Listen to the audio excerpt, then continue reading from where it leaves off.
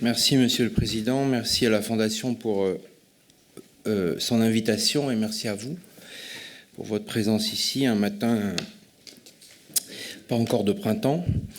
Alors effectivement, en 20 minutes, parler de la République coloniale face à l'islam en Afrique du Nord pendant presque un siècle, 1871-1962, c'est un défi que je vais relever à grands traits de pinceau, parce qu'au fond, c'est une question qui court et qui est centrale. On vient d'abord de le voir à l'instant, puisqu'on parlait de la nationalité, mais on voit que la religion est partout présente dans les affaires coloniales en général et en Afrique du Nord en particulier. Alors, on peut le dire aujourd'hui, parce que quand les Français ont découvert l'Algérie et l'islam, à partir de 1798 pour l'Égypte et à partir de 1830 pour l'Algérie, les autorités françaises étaient très ignorantes, pour ne pas dire totalement ignorantes, en matière d'islam, avec beaucoup de préjugés. Mais elles ont été confrontées d'emblée à cette question, parce qu'on avait déjà eu la révolte du Caire contre l'armée française. On a eu, à partir de 1832, le djihad proclamé par Abdelkader pour résister à l'invasion et à l'installation qui n'était pas encore programmée à cette date des chrétiens en terre musulmane.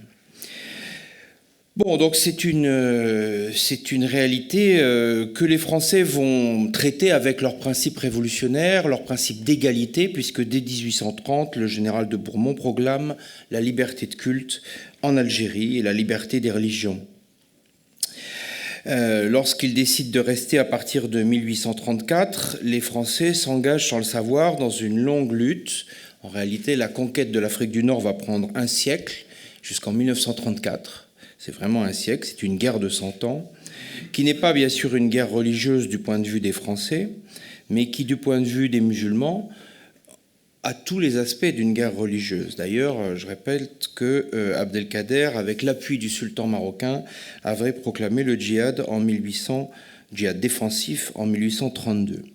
Donc c'est dans ce contexte que la France va devenir peu à peu une puissance musulmane, qui s'ignore peut-être, mais qui finit par avoir sous son contrôle ou sous sa domination dans l'entre-deux-guerres près de 20 millions de musulmans, dont une très grande partie en Afrique du Nord, mais pas seulement.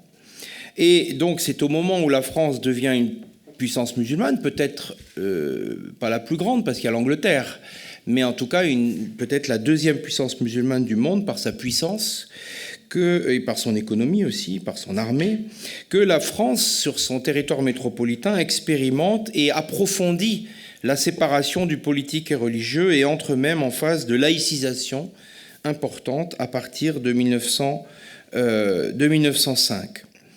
Donc, c'est un paradoxe. La France métropolitaine s'écarte de la religion et la France coloniale reste embourbée, engoncée, enfoncée dans les affaires religieuses. Elle est confrontée à une série récurrente d'insurrections confrériques, dont la plus grave et la plus grande, bon, il y a celle d'Abdelkader, bien sûr, mais la plus grave, qui pèse encore sur la colonie, manque de renverser même Alger en 1871. Et la France n'en a pas fini avec les insurrections religieuses à cette date, loin s'en faut. Alors, je vais partir donc de 1870-1871. 71, c'est la date de l'insurrection de Mokrani, de la confrérie Rahmania en Algérie. Mais avant d'en venir là, quelques mots pour dire qu'entre 1830 et 1871, la France a eu le temps, et notamment l'armée française, dont il faut redire avec vous le rôle fondamental dans ce processus colonial. La France et son armée ont eu le temps de découvrir et de faire connaissance avec l'islam.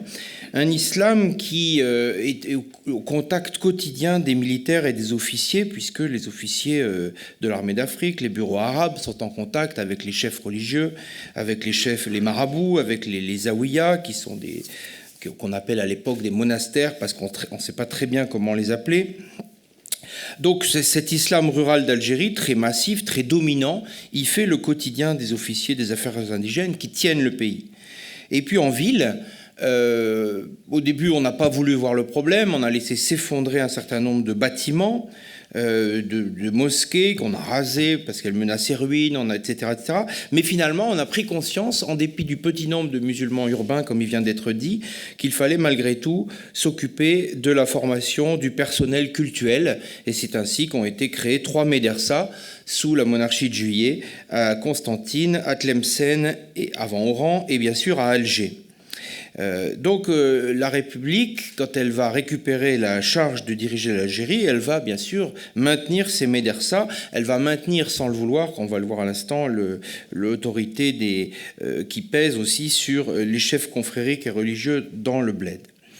Alors parce qu'il y a 2 islams. Il y a 2 islams. On aurait tout à fait tort de projeter notre connaissance actuelle de l'islam sur ce qu'était l'islam algérien du 19e siècle. Ça n'avait absolument rien à voir. Ce n'était pas un islam de mosquée, c'était un islam de saints, de tombes, de zaouïas, de marabouts. Et au fond, cet islam des saints, il était très prégnant, il était obsédant même, il était en situation de monopole dans les campagnes, c'est-à-dire pour 90% de la population, avec notamment dans l'Est algérien la très grande confrérie kabyle, la Rahmania, qui a été à un moment présentée comme une véritable église nationale en Kabylie par les Kabyles, et qui donc est très très éloignée encore une fois de l'islam actuel. Alors il y a aussi l'islam des villes, cet islam urbain qui a survécu de manière monumentale dans un petit nombre de villes, notamment à Alger, en Haute-Kasbah, ou enfin même en Basse-Kasbah, avec certaines mosquées, bien sûr, Jamal Kebir, mais aussi à Constantine, à Tlemcen, mais qui, dans beaucoup de villes, a été très affecté par le début de la colonisation, mais qui est néanmoins desservi par un personnel cultuel. Alors, la République, quand elle s'installe, au fond, à partir de 1870-1871, il faut dire qu'elle est particulièrement bien accueillie par les Européens d'Algérie, comme vous l'avez dit, qui ont des tendances politiques assez exacerbées et qui, en l'occurrence, sont ultra-républicains. Ils sont très républicains parce qu'ils détestent les officiers des affaires indigènes, ils n'aiment pas cette armée qu'ils pensent qu'ils voient comme une protectrice des Arabes et des indigènes. Et donc la perspective d'un retrait de l'armée, d'un démantèlement des bureaux arabes, des affaires indigènes, va entraîner une révolte dans l'Est algérien, qui ne s'était pas révolté au moment de la conquête, avec une insurrection de cette fameuse confrérie Rahmania, qui n'est qu'une des confréries d'Algérie, avec des chefs qui sont bien connus, le Bachaga Mokrani et le Cheikh Haddad. Donc ce soulèvement du tiers est de l'Algérie va menacer de tout emporter. Et il fait prendre conscience, d'une part aux Européens, que l'armée, c'est la colonne vertébrale, qu'elle ne peut pas partir. Cette insurrection fait prendre conscience à la métropole et au commandement militaire que les bureaux arabes sont indispensables et qu'il va falloir réfléchir et s'intéresser de près à cet islam que l'on croyait connaître et qui, en quelques semaines, menace de ruiner la colonie. Alors c'est à partir de là, donc, sous la Troisième République, qu'on va avoir, c'est mon deuxième point, vraiment une prise en main institutionnelle de l'islam nord-africain, d'abord en Algérie, et puis on verra ce que ça donne ensuite rapidement en Tunisie et au Maroc. Alors la première règle, ou en tout cas le premier objectif des autorités coloniales à partir de la Troisième République, donc, c'est de comprendre, d'analyser, de mettre à jour cet islam souterrain et méconnu qui a failli tout emporter. Donc on lance une immense enquête administrative pilotée par l'armée et les diverses administrations d'Algérie. Toutes les administrations locales sont à la manœuvre pendant des décennies pour pister. Alors il y a plusieurs politiques menées, il y a la surveillance, Il y a la compréhension, l'analyse, le contrôle, et puis la corruption, bien sûr, des élites religieuses, des cheikhs de Zawiya, qui vont être corrompus, à proprement parler, notamment par la distribution de terres, et ils vont rejoindre le grand colonna dont vous parliez tout à l'heure. Alors la Rahmaniya est coupée en morceaux, elle est démantelée en 5 branches, mais surtout, on va constituer une base documentaire qui se trouve aujourd'hui à Aix-en-Provence, en grande partie, qui est gigantesque, puisqu'on va suivre la totalité des membres des confréries, des familles religieuses, des familles maraboutiques, des différents adeptes sur plusieurs générations.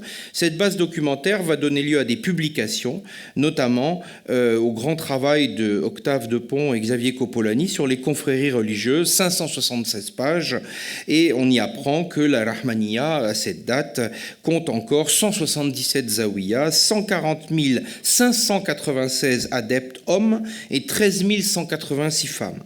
Donc cette Église nationale de Kabylie, pour reprendre l'expression de Marmeri, bien sûr, elle est totalement, on dirait aujourd'hui, scannée, hein, mais toutes les confréries du pays le sont de la sorte. Alors on se dit, avec cette connaissance parfaite, intime, personnelle du personnel religieux et de ses adeptes dans les campagnes, qu'on est à peu près à l'abri. Bon. Lorsque les Français débarquent ensuite en Tunisie, 1881, puis au Maroc en 1912, ils connaissent bien cette fois l'islam. Et ils ne vont pas reproduire un certain nombre d'erreurs. Et une des erreurs qui a été faite, ça a été de négliger l'islam au départ. Donc ils vont... alors évidemment, on est dans un système totalement différent, on est dans le système des protectorats, on est dans des pays étrangers qui sont protégés par la France. La France maintient en place les chefs d'État locaux, qui sont les chefs d'État religieux. Et donc on va laisser aux mains des chefs d'État les affaires religieuses. Alors avec 2 modèles néanmoins. Le modèle tunisien, c'est de laisser l'administration, les affaires religieuses aux mains du bey, de laisser en place la hiérarchie religieuse, et donc de laisser en place la Zitouna, l'université islamique, les écoles coraniques, mais parallèlement de construire un système scolaire franco-arabe, français, catholique, confessionnel, un système dont on espère qu'à terme, il va déteindre en quelque sorte sur les musulmans, qu'il va être séducteur par son excellence. Et l'idée, c'est de faire venir les gens, notamment au collège Sédiki, et ce collège Sédiki qui se transformera plus tard en lycée, et ça fonctionne très bien. Au Maroc, évidemment, donc une cohabitation, si vous voulez. Au Maroc, on a un autre régime religieux qui ne dépendait pas des Turcs, puisqu'il a son propre sultan, son propre calife, régime califal et sultanien, un État religieux autonome dirigé par un shérif, et que Lyautey, en tant que monarchiste et conservateur, va vouloir maintenir en place, protéger, sanctuariser, mais une sanctuarisation intelligente puisqu'elle consiste à réformer pour sauver ce système. Et Lyautey, on sait à quel point il méprisait les colons d'Algérie, les politiques, disait-il, hein, et les politiques menées en Algérie qui étaient pour lui des politiques de dénaturation, de même qu'il méprisait la République et la Révolution pour les mêmes raisons. Et donc il va essayer de maintenir le système marocain dans une situation tout à fait différente. Bon. La France, pendant ce temps-là, on est à la fin du 19e siècle, on est au début du 20e siècle, devient une puissance musulmane, alors que, comme je le disais en introduction, elle expérimente la laïcité en métropole. Cette puissance musulmane, elle s'exprime par la conquête. Coppolani, qui avait découvert et étudié les confréries en Algérie, devient l'homme qui va soumettre la Mauritanie par sa connaissance du fait religieux mauritanien, sans tirer un coup de fusil. On a aussi... la laïcité, un mot quand même, parce qu'au fond, c'est quand même la grande querelle religieuse qui commence en France, hein, à partir du gouvernement Jules Ferry jusqu'aux les expulsions des congrégations, la loi de laïcité. Donc on est dans des tensions extrêmes dans la société française, dans la société métropolitaine.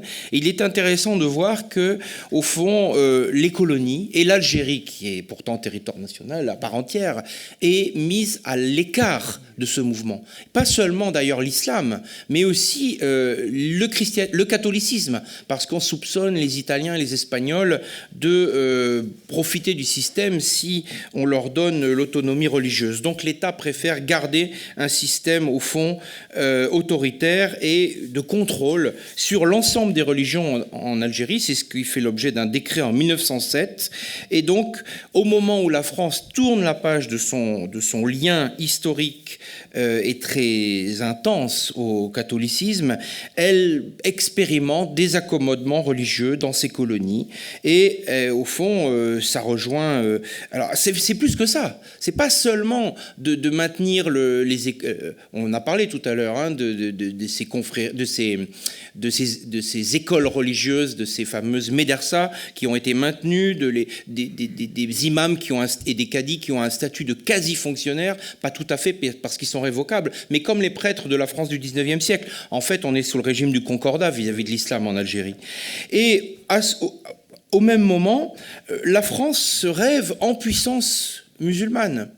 On avait parlé, bien sûr, sous le Second Empire, de la politique du royaume arabe. Mais Lyautey, au moment où s'effondre le califat ottoman, rêve d'instaurer une sorte de califat confié au sultan du Maroc, qui deviendrait un califat d'Occident, en quelque sorte, aux mains de la France. Donc on voit la résurrection, si je puis dire, de la politique arabe. Bon, ça n'aboutit pas, mais ça dit bien à quel point la France s'occupe des affaires de l'islam. Et on a la même chose, bien sûr, après la guerre de 14 et de la participation des troupes de l'armée d'Afrique avec la construction de la mosquée de Paris. Donc on voit que les affaires de l'islam ne sont pas du tout étrangères à la République. Alors pour conclure, je dirais, enfin encore une partie mais qui sera rapide, voilà où on en est dans les années 20, dans les années 30. Or, ce que ne perçoivent pas les coloniaux et ce que ne perçoivent pas les autorités coloniales, c'est l'émergence d'un nouvel islam, qui est celui qui va fabriquer l'islam que nous, on connaît aujourd'hui. Cet islam, il est en Égypte à la fin du XIXe siècle, à l'initiative dans le cadre colonial britannique, qui a mis les Égyptiens à l'abri, si je puis dire, des sultans turcs. On a vu se développer une autonomie, une nouvelle pensée religieuse qu'on va appeler le salafisme, qu'en Algérie on appelle l'islah, le réformisme musulman, que les Français de l'époque appellent une sorte de protestantisme musulman. Il y a beaucoup d'analogies qui sont faites. Et cet islam réformé, donc il se développe à l'initiative de cheikhs moyen-orientaux, et notamment le cheikh Abdou égyptien, et il va s'épanouir, il va prendre pied au Maghreb colonial. Il prend pied d'abord en Algérie. Abdou lui-même fait des voyages en Algérie, un voyage en Algérie, un voyage en Tunisie. Il s'arrête sur la route de Paris parce qu'il a des amis à Paris où il a résidé pendant plusieurs années, où il a même construit l'appareil idéologique du salafisme alors qu'il était exilé au début des années 1880. Bon, mais ça, c'est encore une autre affaire. Donc il prend pied au Maghreb. Cet islam réformé s'empare des deux mosquées islamiques du Maghreb, la mosquée de la Zitouna à Tunis et la mosquée de la Karaouiyine à Fès. Et ça va déboucher sur le phénomène que vous avez abordé tout à l'heure, la création en 1931 de l'Association des oulémas musulmans d'Algérie. Ce réformisme musulman devient une concurrence les deux islams en présence. L'islam des Français, l'islam institutionnel, qui va être discrédité parce que l'islam des Français, et l'islam des cheikhs de Zawiya, des confréries religieuses, qui lui aussi est discrédité, un, par sa superstition religieuse, c'est ce que disent les réformistes. Deux, parce qu'il est soumis à des élites corrompues, aux mains des Français et des militaires notamment. Donc, on a, à partir des années 1930 jusqu'à la fin de la période coloniale, et même ça s'accélère pendant la guerre d'Algérie, on a la montée en puissance de la salafia, de cet islam réformiste, qui est un islam conservateur, qui veut revenir, comme il a été dit, à l'islam des débuts, des ancêtres, des compagnons du prophète, et qui devient l'ennemi des Zawiya. Hein. Et donc l'autorité coloniale, elle se dit au fond, mais cet islam réformé, c'est très sympathique. Ce sont des protestants. Après tout, les protestants ont introduit la modernité en Europe. Ce sont les ennemis de nos ennemis historiques, puisque nos vrais ennemis, on continue à penser que ce sont les confréries. Donc ces hommes qui veulent détruire les confréries, au fond, ils travaillent pour nous, et c'est ainsi qu'on les laisse construire leur réseau d'écoles vous avez dit 130 en Algérie, il y en a peut-être autant au Maroc, il y en a aussi en Tunisie. Et puis on voit ces oulémas modernes qui demandent la laïcité en 1947. Ils demandent à la République de donner la laïcité à l'islam. Alors on se dit c'est formidable, ces musulmans réformistes qui veulent adopter notre modèle religieux. En réalité, ils veulent la laïcité pour pouvoir faire, bien sûr, leurs petites affaires. Et donc, cet islam nouveau, au fond, devient ce que je viens de décrire, mais de manière souterraine, il devient le deuxième pied idéologique du nationalisme anticolonial. Et il devient l'armature idéologique même dont le FLN va se servir pour mener la guerre contre la France. Et donc, un dernier exemple pour terminer, en 1945, lors des fameuses émeutes de Sétif et Guelma, l'autorité coloniale immédiatement soupçonne la Rahmaniya et les confréries religieuses. On lance des enquêtes et on se dit, mais non, ils n'ont pas bougé, les chefs de confrérie.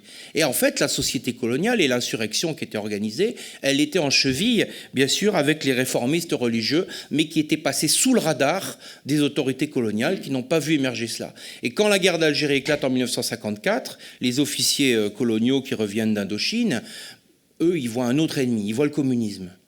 Ils voient le communisme, ils voient la main de l'étranger, de Moscou, etc. Donc ils vont se battre contre un ennemi qu'ils ne connaissent pas, et qui pourtant va permettre de tenir dans les maquis, qui va imposer sa loi, un islam très rigoriste qui va prendre le pouvoir dans les maquis avec l'interdiction de fumer, de boire, une prohibition de la sexualité, prohibition de tout un tas de choses, et qui va s'imposer, qui va devenir par la suite un fondement idéologique essentiel du nationalisme algérien et surtout du régime de l'Algérie indépendante. Et je vous remercie.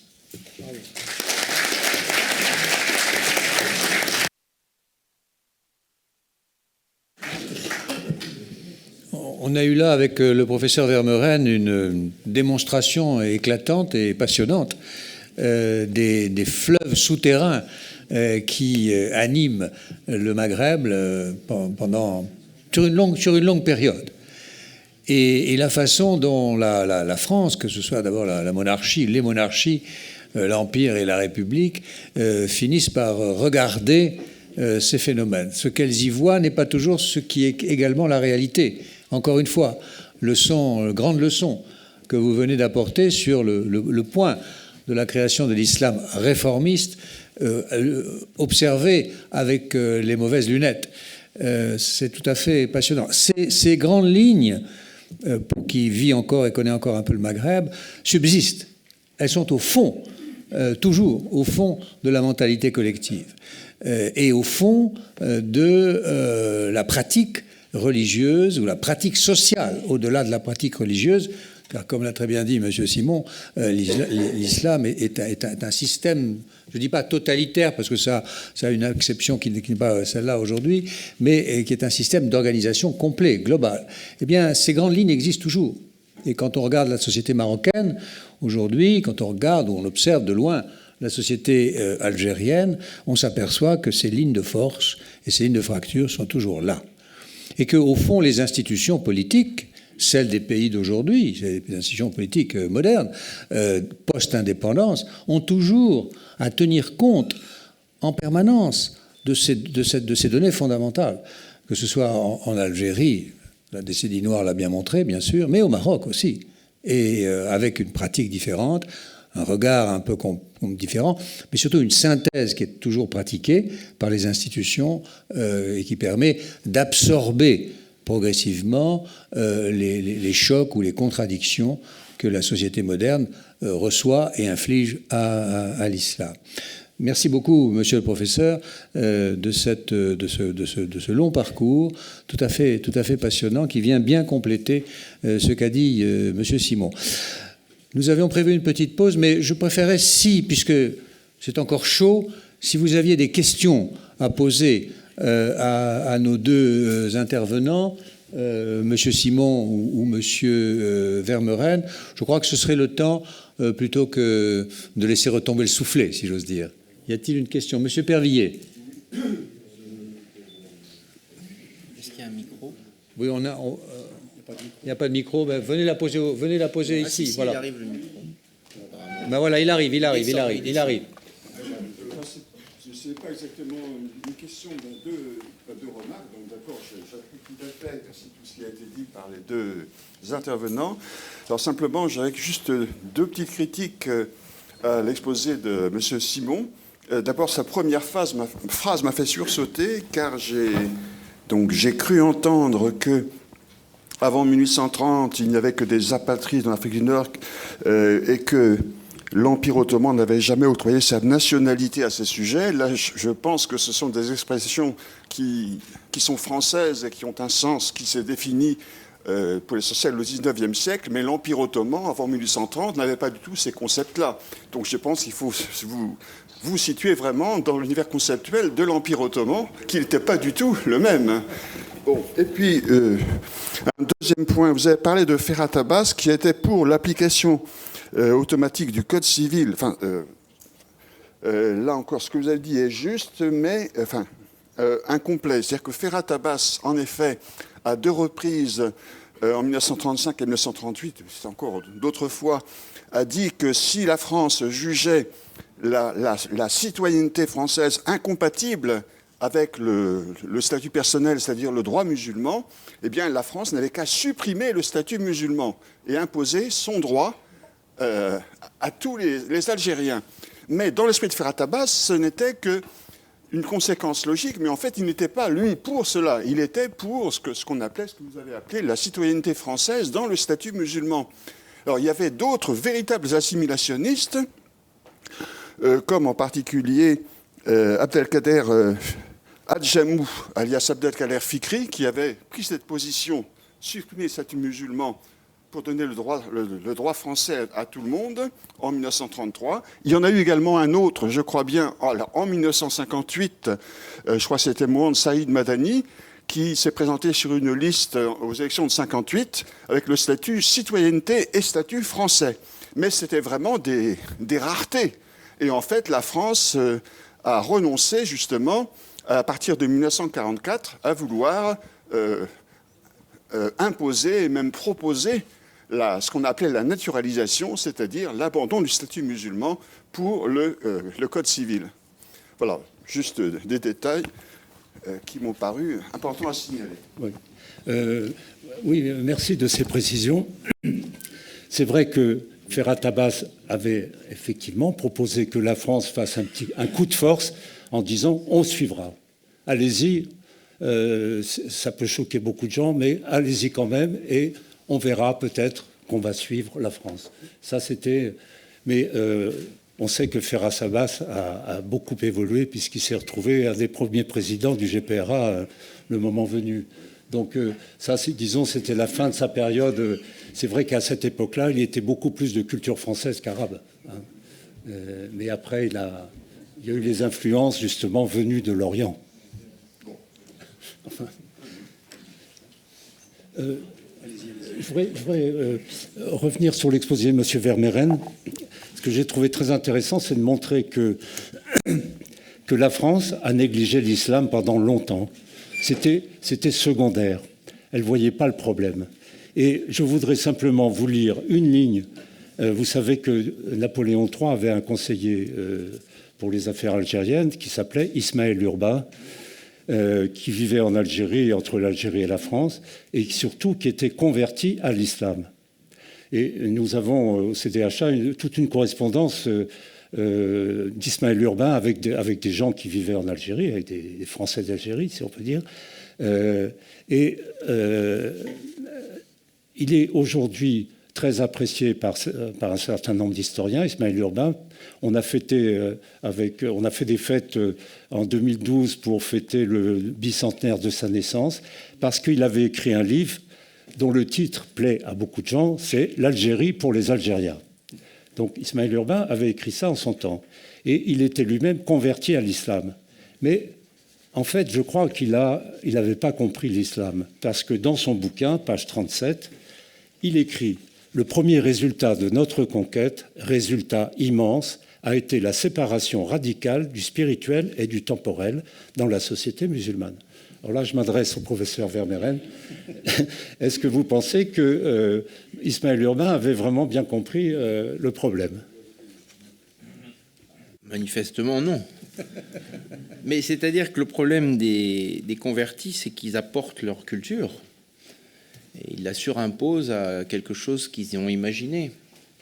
Donc je ne suis pas un spécialiste d'Ismaël Urbain, donc je ne veux pas dire de bêtises, mais ça a été une illusion de croire effectivement. Enfin, ce qu'il dit ça participe des illusions dont a parlé M. Grasset, c'est-à-dire au fond, voilà, on fabrique des représentations auxquelles on finit par adhérer. Lui, il a voulu croire dans ce... C'était quelqu'un qui n'était pas républicain par définition, mais c'est quelqu'un qui croyait à l'héritage révolutionnaire au sens large. Mais bon, évidemment, à un moment, de toute manière, où les musulmans d'Algérie avaient encore très peu d'élite, et à un moment où, au fond, ces officiers... parce que Ismaël Urbain fait partie des Saint-Simoniens. Les Saint-Simoniens, c'est les petits cailloux que Napoléon avait laissés derrière lui en Égypte et qui ont servi ensuite à la mise en valeur, à la découverte de l'Algérie. Il y avait beaucoup d'officiers qui s'étaient convertis, enfin quelques officiers qui s'étaient convertis à l'islam, qui avaient même été des ministres de Mohamed Ali en Égypte et qui se sont retrouvés embarqués dans l'aventure, si je puis dire, algérienne, et qui ont projeté leur vision modernisatrice, émancipatrice et peut-être fantasmatique sur l'Algérie à un moment où il n'y avait pratiquement aucun contact, enfin il y avait très peu de contacts et il y avait très peu d'élites franco-arabes en Algérie. Et donc ils avaient la parole, mais ils n'étaient pas de la société algérienne. Ils projetaient leurs rêves. Et d'ailleurs, Napoléon III y a cru à ses rêves. Et quand, d'ailleurs, il a proposé à Abdelkader, qui s'était réfugié en Syrie, de devenir le roi des Arabes sous la tutelle de l'empereur des Français, Abdelkader lui a dit, écoutez, je vous remercie. Hein ?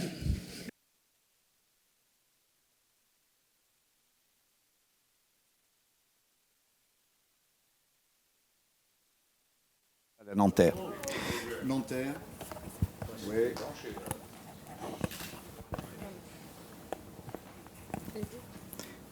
Oui. Oui, oui, ça marche. Donc, professeur d'histoire de l'islam médiéval à Nanterre. Juste, d'abord, féliciter les deux intervenants, parce que j'ai apprécié l'un et l'autre, vraiment beaucoup. Pour monsieur Simon, et je crois qu'il sera d'accord avec moi, un des grands problèmes en une phrase de la présence française, c'est d'avoir limité l'islam à une religion. Or, l'islam n'est pas seulement une religion, c'est une souveraineté. Et il est extrêmement difficile de séparer la religion de la souveraineté. Bon, c'est un pouvoir, c'est un empire. Bon, ce que la France a voulu, évidemment, une fois la victoire remportée, totalement ignorer. Et pour Pierre Vermeuren, j'ai beaucoup apprécié sa communication, mais je voulais juste souligner l'espèce de coup d'État que j'approuve, hein, bien sûr, j'approuve toujours les coups d'État, ce coup d'État intellectuel qu'il a, je crois, pratiqué. Je ne sais pas s'il est un des premiers, il va nous le dire. Hein.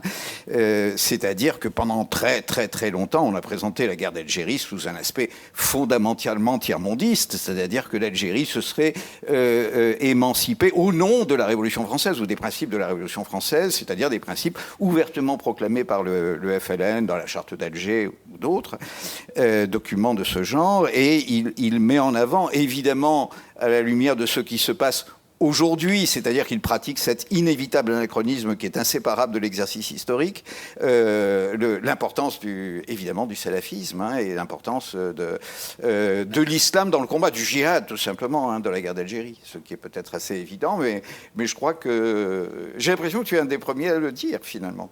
Je ne sais pas. Merci en tout cas de le dire. Merci de le dire. El Moudjahid avait tout dit. Oui. Mais le Cheikh Ben Badis également.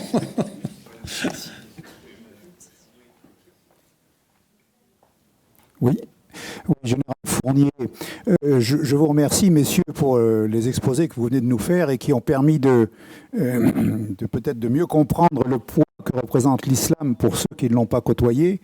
Et je voudrais néanmoins vous demander quelle est l'importance qu'a pu prendre la religion chrétienne que vous n'avez pas évoqué, notamment à propos de Charles de Foucault, qui avait dit si on veut rester en Algérie, il faut évangéliser, notamment à propos du vieux fond chrétien qui existait encore dans les racines berbères, et puis donc d'une manière générale, quel a été le rôle de l'Église avant qu'il y ait les règles de laïcité en France.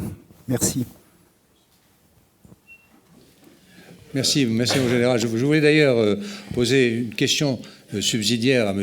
Vermeuren sur ce sujet à propos de la pratique du prosélytisme, et qui est un point clé que j'ai abordé dans quelques remarques que j'ai faites, mais qui me paraît un point tout à fait fondamental dans la cohabitation organisée également par la France sur ces sujets. La France a toujours veillé, M. Vermeuren l'a rappelé tout à l'heure, la France a toujours veillé, en Algérie en particulier, puisque c'est quand même là que ça s'est passé principalement, à ne pas laisser la loi de séparation de 1905 produire sur la société algérienne locale des effets désastreux.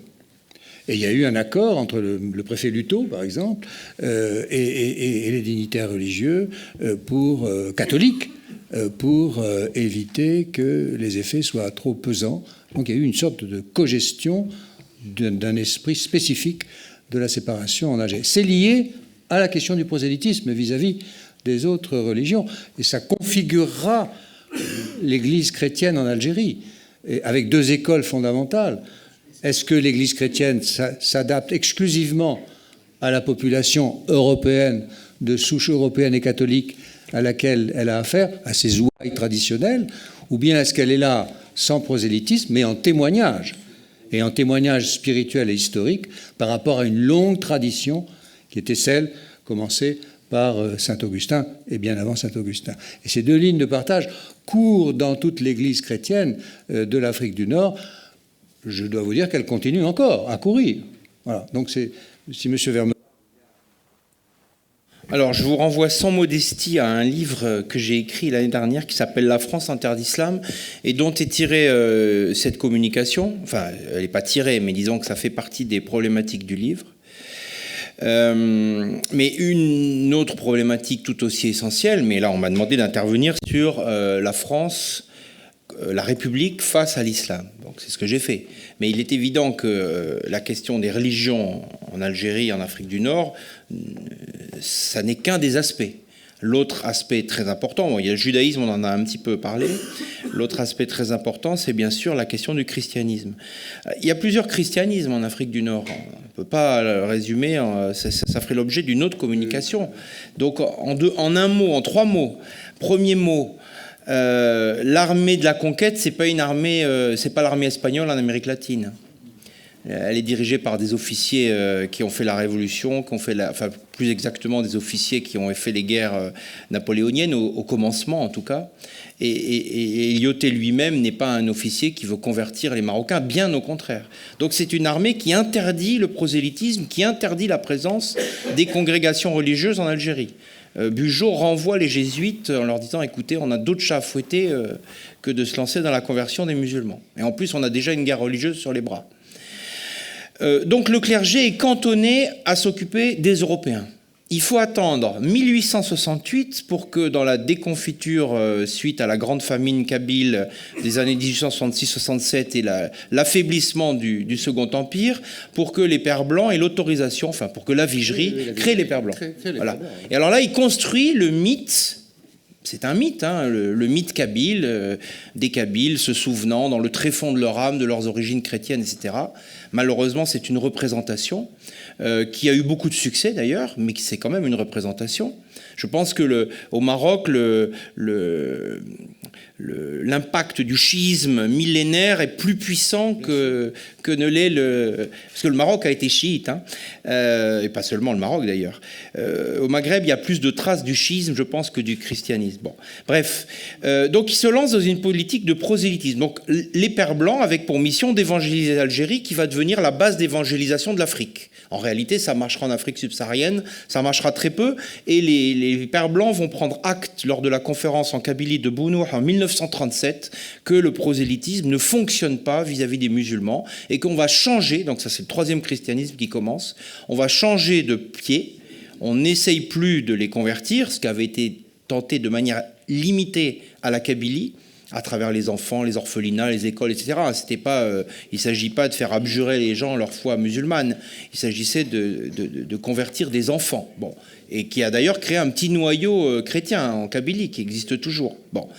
Et donc, on change de pied, on dit maintenant, on va vivre ensemble, on va vivre à côté d'eux, on va vivre au milieu d'eux. Et donc, on reprend la théologie de Charles de Foucault en disant, on va les connaître, on va découvrir leur langue, leur civilisation, et par l'exemple, ils seront séduits par la charité chrétienne. Voilà. Et donc, voilà, ça c'est la troisième... Voilà donc très rapidement, et ça va influencer toute la théologie mondiale de l'Église catholique, puisque à Vatican II, au fond, c'est cette théologie vis-à-vis de l'islam qui va être reprise par l'Église universelle. Bon. Juste un mot pour... au moment du cinquantenaire de l'indépendance de l'Algérie, j'avais fait une communication à un colloque dans ce sens, en disant on peut faire une relecture de la guerre d'Algérie en arabe et avec le vocabulaire de l'islam politique.